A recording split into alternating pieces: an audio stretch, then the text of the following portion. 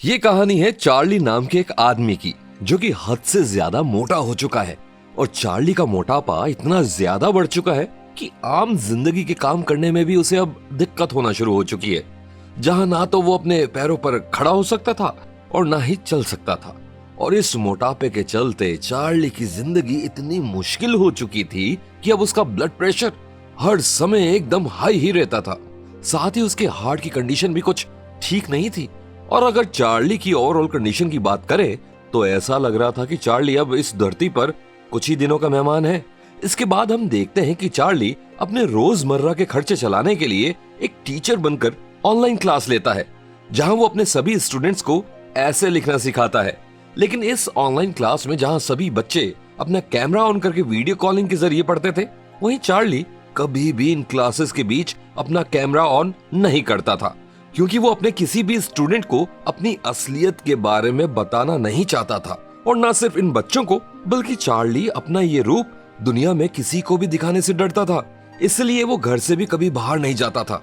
यहाँ तक कि जब कोई इंसान उसके घर पर कभी भी किसी खाने की डिलीवरी करने भी आता था, तब भी चार्ली उस सामान के पैसे बाहर रख देता था। और जब वो डिलीवरी बॉय वहां से चला जाता था, उसके बाद ही चार्ली घर से बाहर आकर अपना सामान लेता था।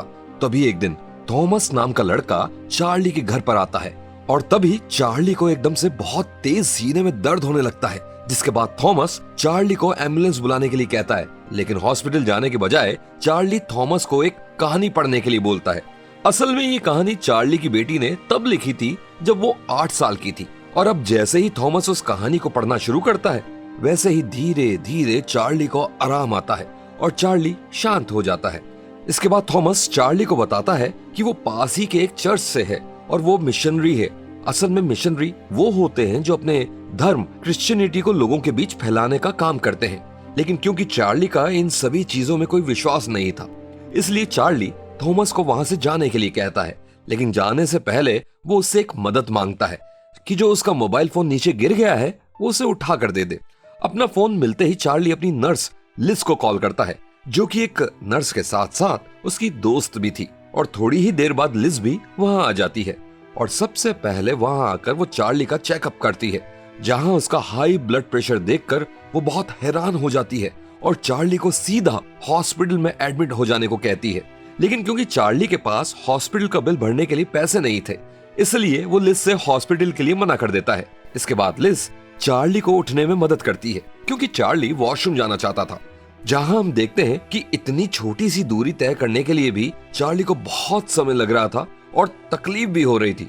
खैर, उधर लिज उस क्रिश्चियन मिशनरी से बात करती है, जहां हमें पता चलता है कि लिज चर्च और मिशनरी से बहुत गुस्सा थी, क्योंकि जिन लोगों ने लिज को बचपन में अडॉप्ट किया था वो भी चर्च एक मिशनरी ही था। और वो लोग लिज को बार बार चर्च जाने के लिए फोर्स किया करते थे और इसलिए उसे अब चर्च जाना बिल्कुल पसंद नहीं है। साथ ही लिज थॉमस को ये भी बताती है कि चार्ली के बॉयफ्रेंड की मौत भी चर्च की वजह से ही हुई थी और आज जो ये चार्ली की हालत है वो भी उसके बॉयफ्रेंड के मरने की वजह से ही है। अब क्योंकि चर्च की ही वजह से लिज और चार्ली दोनों की जिंदगियां खराब हुई थी, इसलिए वो थॉमस को वहां से जल्द भेजना चाहती थी।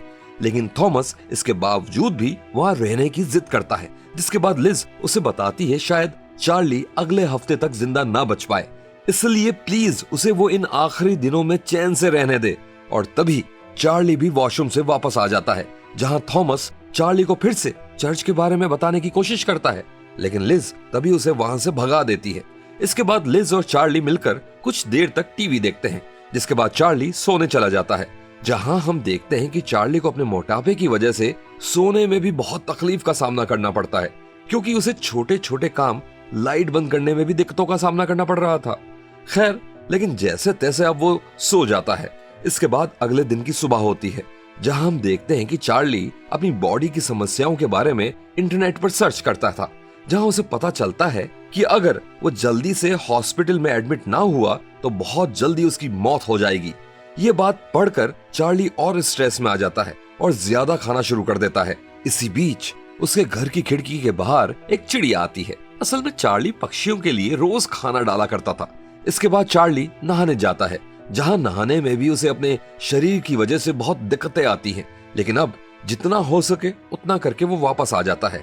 इसके बाद चार्ली के घर पर उसकी बेटी एली आती है, जिसके बाद चार्ली उससे उसके स्कूल के बारे में पूछता है और एली उसे बताती है कि उसका स्कूल बहुत खराब जा रहा है, शायद इसी वजह से ग्रेजुएट ना हो पाए। और जब चार्ली उसे समझाने की कोशिश करता तब वो उसे फटकार लगाकर कहती है कि उसके पास कोई हक नहीं है कि वो उसे इन बातों के बारे में लेक्चर दे, क्योंकि जब वो 8 साल की थी तब चार्ली उसे और उसकी माँ को छोड़कर अपने किसी बॉयफ्रेंड के साथ चला गया था। और ये कहकर एली वहां से जाने लगती है, पर तभी चार्ली उसे बताता है कि वो अपनी सारी जिंदगी भर की सारी कमाई उसे दे देगा और साथ ही में स्कूल के कामों में भी उसकी मदद करेगा। अब पैसों के लालच में एली वहां रुक जाती है।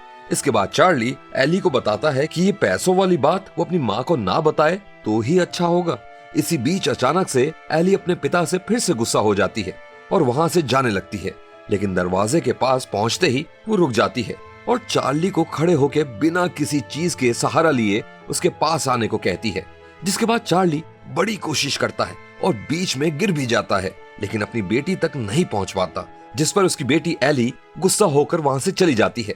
इसके बाद रात को लिज उसके घर आती है और उसके लिए एक नई मशीन लाती है जो उसके बीपी और स्ट्रेस चेक करने में चार्ली की मदद कर सकती थी। अब हम देखते हैं कि उस मशीन को यूज करते ही चार्ली देखता है कि उसका स्ट्रेस और बीपी दोनों ही बहुत ज्यादा, जिसके बाद वो उस मशीन को वहां से हटा देता है। इसके बाद लिज को पता चलता है कि चार्ली की बेटी एली वहां आई थी, जिसके बाद वो चार्ली पर उसे वहां बुलाने के लिए बहुत गुस्सा करती है। इसके कुछ समय बाद लिज चार्ली को खाना देती है, लेकिन तभी वो खाना खाते खाते चार्ली के गले में अटक जाता है, जिसकी वजह से चार्ली ठीक से सांस भी नहीं ले पाता है। जिसके बाद लिज किसी तरह चार्ली की पीठ पर जोर जोर से पंच करने लगती है और तब जाकर कहीं वो खाना चार्ली के गले से बाहर निकलता है। अब रात को खाना खाकर चार्ली सो जाता है। इसके बाद अगले दिन हम देखते हैं चार्ली की बेटी फिर से उसके घर में आई हुई थी, जहां दोनों बाप बेटी एक दूसरे की लाइफ के बारे में बात करना शुरू कर देते हैं। और तब हमें पता चलता है कि चार्ली की हालत शुरू से ऐसी नहीं थी, बल्कि अपने बॉयफ्रेंड के मरने के बाद उसने स्ट्रेस में आकर इतना खाना शुरू कर दिया कि आज हालत उसके काबू से बाहर हो चुकी है। अपने बॉयफ्रेंड की बात फिर से सुनकर चार्ली बहुत इमोशनल हो जाता है, अकेले बाथरूम में जाकर रोने लगता है। तभी वहां पीछे से थॉमस फिर से उस घर में आ जाता है, जिसके बाद थॉमस और एली में बातचीत होना शुरू हो जाती है और कुछ समय बाद चार्ली भी वहां आ जाता है और जिसके बाद एली वहां से चली जाती है। अब एली के जाने के बाद थॉमस और चार्ली काफी देर तक चर्च के और क्रिश्चियनिटी के बारे में बात करते हैं, जहां चार्ली थॉमस को बताता है कि उसने क्रिश्चियनिटी से जुड़ी लगभग हर किताब पढ़ी जिसमें बाइबल भी शामिल है, लेकिन फिर भी उसका क्रिश्चियनिटी में कोई इंटरेस्ट नहीं है। इसी बीच वहां लिज भी आ जाती है, जहां हम देखते हैं कि लिज चार्ली के लिए एक बड़ी सी व्हील चेयर लाई थी ताकि चार्ली घर में आराम से घूम सके, और उस व्हील चेयर पर बैठकर चार्ली को बहुत अच्छा लगता है। जिसके बाद वो लिज का शुक्रिया अदा करता है। इसके बाद लिज थॉमस से अकेले में बात करने के लिए उसे घर के बाहर बुलाती है, जहां लिज थॉमस को बताती है उसका बड़ा भाई एलन भी पहले उसी चर्च में काम करता था जहां से थॉमस आया है, लेकिन क्योंकि वो चार्ली से प्यार करने लगता था इसलिए उनके पिता ने उसे घर से बेदखल कर दिया। जिसके बाद दुखी होकर एलन ने जाकर आत्महत्या कर ली और उसी की वजह से आज चार्ली भी इतनी तकलीफ में है और कुछ ही दिनों में वो यहाँ से हमेशा के लिए जाने वाला है। तभी चार्ली वहां आकर ये सब सुन लेता है, जिसके बाद थॉमस भी वहां से चला जाता है। अब शाम को लिज के जाने के बाद चार्ली भी उदास होकर सो जाता है। इसके बाद अगले दिन की सुबह हम फिर से एली को चार्ली के घर पर देखते हैं, जहां एली चार्ली के लिए एक सैंडविच बनाती है जिसमें वो स्लीपिंग पिल डाल देती है। उसकी वजह से चार्ली वहां बैठे बैठे ही सो जाता है। तभी थोड़ी देर बाद वहां थॉमस फिर से आ जाता है, जिसके बाद एली उसे बताती है कि थोड़ा रिसर्च करने पर उसे पता चला कि जिस चर्च से वो आने की बात कहता है उन्होंने मिशनरी का काम पिछले 1 साल से बंद कर रखा था। इसके बाद थॉमस एली को बताता है कि वो अपने घर से भाग कर आया है क्योंकि उसे वहां नशे करने की गलत आदत हो चुकी थी। साथ ही उसके चर्च से कुछ पैसे भी चुरा लिए थे। इन सभी बातों को एली प्रूफ के तौर पर फोन में रिकॉर्ड कर रही थी। तभी वहां लिज और एली की माँ मैरी आ जाती है। जैसे ही लिज को पता चलता है कि एली ने अपने पिता को नींद की गोलियां दी है तो वो एली पर बहुत गुस्सा करती है। इसी बीच बातों बातों में लिज को पता चल जाता है कि चार्ली के पास करीब 1 करोड़ रुपए बैंक में पड़े हैं और ये सुनकर लिज बहुत गुस्सा हो जाती है क्योंकि उसे तो आज तक ये लगता था कि चार्ली के पास पैसे हैं ही नहीं, इसीलिए वो हॉस्पिटल में एडमिट नहीं हो पा रहा था। लेकिन उस वक्त लिज को पता चलता है कि वो अपने सारे पैसे अपनी बेटी को देना चाहता है, इसलिए वो उन्हें खर्चने से बचा रहा था। और इसी बात से गुस्सा होकर लिज वहां से चली जाती है। इसके बाद मैरी भी एली को वहां से जाने को कहती है। एली के जाने के बाद मैरी और चार्ली कुछ देर बात करते हैं, जहां मैरी भी उससे गुस्सा थी क्योंकि वो उन्हें 8 साल पहले ही छोड़कर चला गया था। जिसके बाद चार्ली रो रो कर उसे समझाता है कि उसने भले ही जिंदगी भर गलत काम किया हो, लेकिन वो अपनी बेटी का अच्छा चाहता है ताकि उसकी जिंदगी में कम से कम एक तो ऐसी चीज हो जो उसने ठीक तरीके से की हो। लेकिन मैरी गुस्सा होकर वहां से चली जाती है। इसके बाद चार्ली बहुत स्ट्रेस में आ जाता है, जिसके बाद वो बहुत सारा खाना खाने लग जाता है, जिसकी वजह से उसे उल्टियां भी होने लगती हैं।